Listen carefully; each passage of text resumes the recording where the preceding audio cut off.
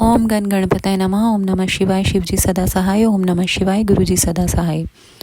दंडकारण्य में शिव को श्री राम के प्रति मस्तक झुकाते देख सती का मोह तथा शिव की आज्ञा से उनके द्वारा श्री राम की परीक्षा।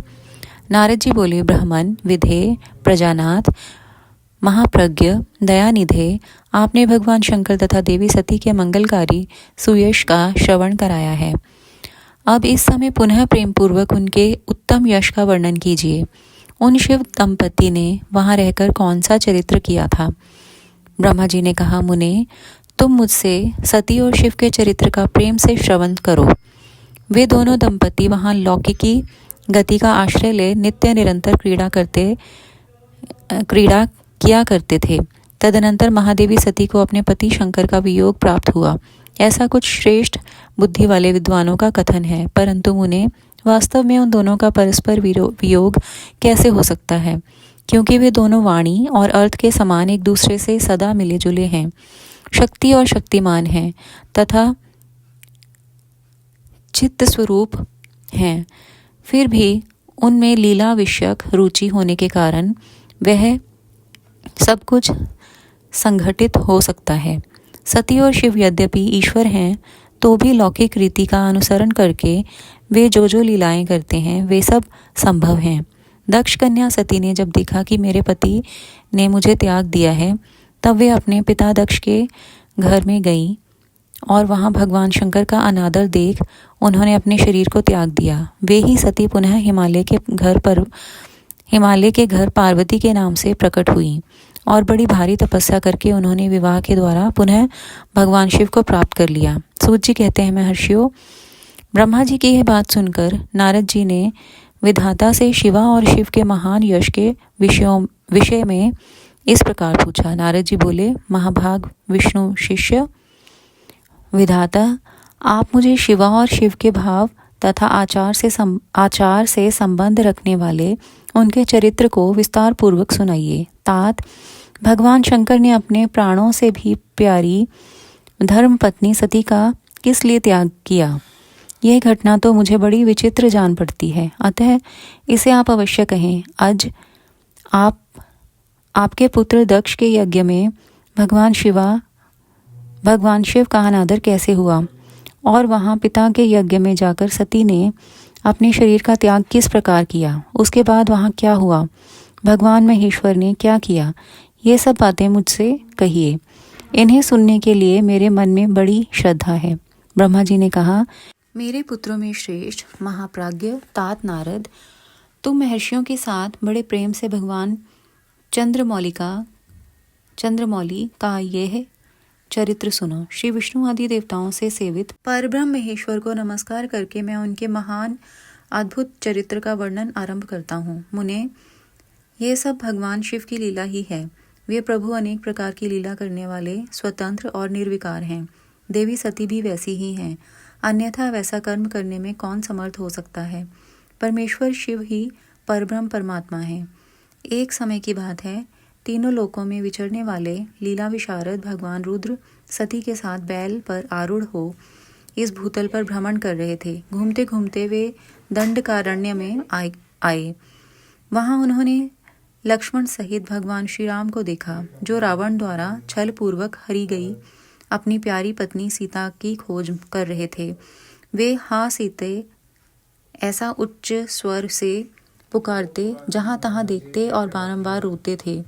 उनके मन में विरह का आवेश छा गया था। सूर्यवंश में उत्पन्न वीर भूपाल दशरथ नंदन भरताग्रज श्री राम आनंद रहित हो लक्ष्मण के साथ वन में भ्रमण कर रहे थे और उनकी कांति फीकी पड़ गई थी।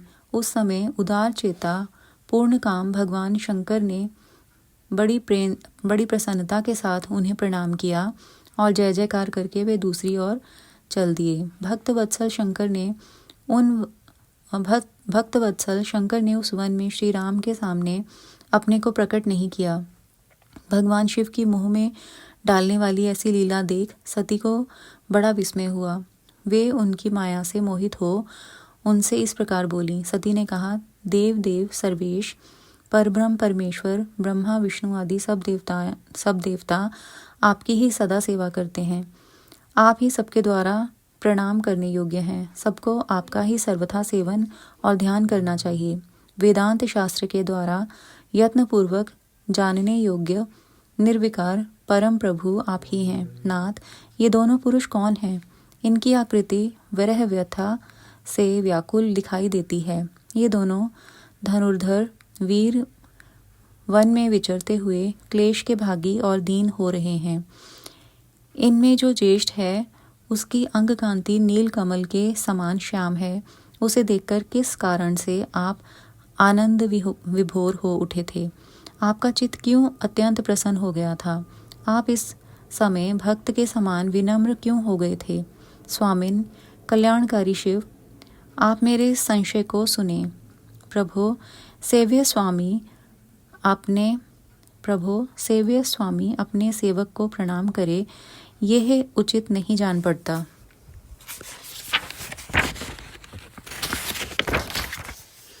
ब्रह्मा जी कहते हैं, नारद, कल्याणमयी परमेश्वरी आदि शक्ति सती देवी ने शिव की माया के वशीभूत होकर जब भगवान शिव से इस प्रकार प्रश्न किया, तब सती की वह बात सुनकर लीला विशारद परमेश्वर शंकर हंसकर उनसे इस प्रकार बोले। परमेश्वर ने कहा, देवी सुनो, मैं प्रसन्नता पूर्वक यथार्थ बात कहता हूँ, इसमें छल नहीं है। वरदान के प्रभाव से ही मैंने इन्हें आदर पूर्वक प्रणाम किया है। प्रिय, ये दोनों भाई वीरों द्वारा सम्मानित हैं। इनके नाम हैं श्री राम और लक्ष्मण। इनका प्राकट्य सूर्य वंश में हुआ है। ये दोनों राजा दशरथ के विद्वान पुत्र हैं। इनमें जो गोरे रंग के छोटे बंधु हैं वे साक्षात शेष के अंश हैं। उनका नाम लक्ष्मण है। इनमें इनके बड़े भैया का नाम श्री राम है। इनके रूप में भगवान विष्णु ही अपने संपूर्ण अंश से प्रकट हुए हैं। उपद्रव इनसे दूर ही रहते हैं। ये साधु पुरुषों की रक्षा और हम लोगों के कल्याण के लिए इस पृथ्वी पर अवतीर्ण हुए हैं। ऐसा कहकर सृष्टिकर्ता भगवान शंभु चुप हो गए। भगवान शिव की ऐसी बात सुनकर भी सती के मन को इस पर विश्वास नहीं हुआ।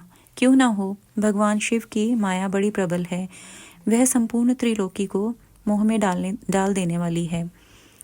सती के मन में मेरी बात पर विश्वास नहीं है, यह जानकर लीला विशारद प्रभु सनातन शंभु यों बोले। शिव ने कहा, देवी मेरी बात सुनो। यदि तुम्हारे मन में मेरे कथन पर विश्वास नहीं है तो तुम वहां जाकर अपनी ही बुद्धि से श्री राम की परीक्षा कर लो। प्यारी सती, जिस प्रकार तुम्हारा मोह या भ्रम नष्ट हो जाए वह करो। तुम वहां जाकर परीक्षा करो, तब तक मैं इस बरगद के नीचे खड़ा हूँ। ब्रह्मा जी कहते हैं, नारद, भगवान शिव की आज्ञा से ईश्वरी सती वहां गई और मन ही मन यह सोचने लगी कि मैं वनचारी राम की कैसे परीक्षा करूं। अच्छा, मैं सीता का रूप धारण करके राम के पास चलूं। यदि राम साक्षात विष्णु हैं तब तो सब कुछ जान लेंगे, अन्यथा वे मुझे नहीं पहचानेंगे। ऐसा विचार सती सीता बनकर श्री राम के समीप उनकी परीक्षा लेने के लिए गईं। वास्तव में वे मोह में पड़ गई थीं। सती को सीता के रूप में सामने आई देख शिव शिवा का जप करते हुए रघुकुल नंदन श्री राम सब कुछ जान गए और हंसते हुए उन्हें नमस्कार करके बोले। श्री राम ने पूछा, सती जी, आपको नमस्कार है। आप प्रेम पूर्वक बताएं, भगवान शंभु कहाँ गए हैं? आप पति के बिना अकेली ही इस वन में क्यों कर आई? देवी, आपने अपना रूप त्याग कर किस लिए यह नूतन रूप धारण किया है? मुझ पर कृपा करके इसका कारण बताइए। श्री रामचंद्र जी की यह बात सुनकर सती उस समय आश्चर्यचकित हो गईं। वे शिव जी की कही हुई बात का स्मरण करके और उसे यथार्थ समझकर बहुत लज्जित हुईं। श्री राम को साक्षात विष्णु जान अपने रूप को प्रकट करके मन ही मन भगवान शिव के चरणार विंदों का चिंतन कर प्रसन्नचित हुई सती उनसे इस तरह बोली, रघुनंदन, स्वतंत्र परमेश्वर भगवान शिव मेरे तथा अपने पार्षदों के साथ पृथ्वी पर भ्रमण करते हुए इस वन में आ गए थे। यहाँ उन्होंने सीता की खोज में लगे हुए लक्ष्मण सहित तुमको देखा। उस समय सती के लिए तुम्हारे मन में बड़ा क्लेश था और तुम विरह शोक से पीड़ित दिखाई देते थे। उस अवस्था में तुम्हें प्रणाम करके वे चले गए और उस वट वृक्ष के नीचे अभी खड़े ही हैं। भगवान शिव बड़े आनंद के साथ तुम्हारे वैष्णव रूप की उत्कृष्ट महिमा का गान कर रहे थे। यद्यपि उन्होंने तुम्हें चतुर्भुज विष्णु के रूप में नहीं देखा, तो भी तुम्हारा दर्शन करते ही वे आनंद विभोर हो गए। इस निर्मल रूप की ओर देखते हुए उन्हें बड़ा आनंद प्राप्त हुआ। इस विषय में मेरे पूछने पर भगवान शंभु ने जो बात कही, उसे सुनकर मेरे मन में भ्रम उत्पन्न हो गया। अतः राघवेंद्र, मैंने उनकी आज्ञा लेकर तुम्हारी परीक्षा की है। श्री राम, अब मुझे ज्ञात हो गया कि तुम साक्षात विष्णु हो। तुम्हारी सारी प्रभुता मैंने अपनी आंखों देख ली। अब मेरा संशय दूर हो गया। तो भी महामते, तुम मेरी बात सुनो। मेरे सामने यह सच सच बताओ कि तुम भगवान शिव के भी वंदनीय कैसे हो गए। मेरे मन में यही एक संदेह है, इसे निकाल दो और शीघ्र ही मुझे पूर्ण शांति प्रदान करो।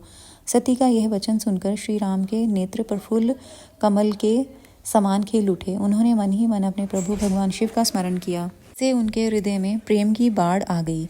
मुने आज्ञा न होने के कारण वे सती के साथ भगवान शिव के निकट नहीं गए तथा मन ही मन उनकी महिमा का वर्णन करके श्री रघुनाथ जी ने सती से कहना प्रारंभ किया। शुक्राना गुरु जी महाराज, भूल चूक माफ।